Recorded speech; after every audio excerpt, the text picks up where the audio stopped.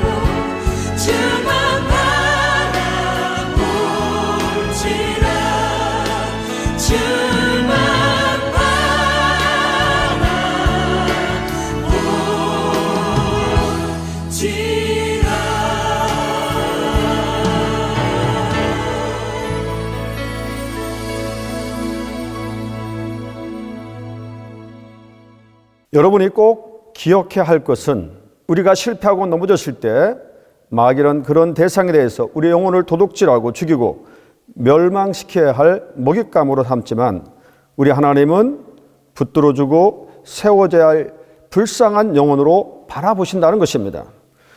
우리는 누구든지 단점이 있고 약점이 있습니다. 그러나 기억해야 할 것은 하나님은 우리의 약점보다는 장점을, 부족함보다는 가능성을 사용하시는 참 좋으신 하나님이십니다.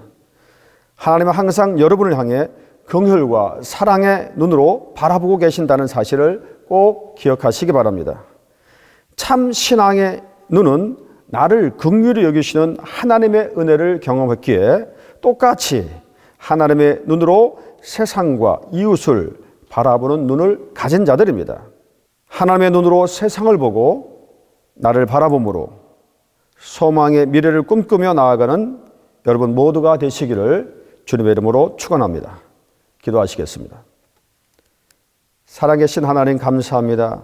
오늘 세상에 점점 그리스도의 눈으로, 사랑의 눈으로 사람을 바라보고 치료와 위로의 대상이 될 수많은 허물과 약점을 가진 사람들을 향하여 비판과 정죄의 시선으로 종교적인 잣대로 무수히 공격하는 그런 수많은 사람들이 있는 이 시대를 살아가는 이 시대에 참으로 예수님의 마음을 가진 그리스도인으로서 세상을 따뜻하게 하고 사람들의 마음을 위로하고 격려할 수 있는 참 하나님의 눈을 가진 우리 호소의 가족들이 다 될 수 있도록 한 사람 한 사람의 주님의 사랑을 부어 주시옵소서.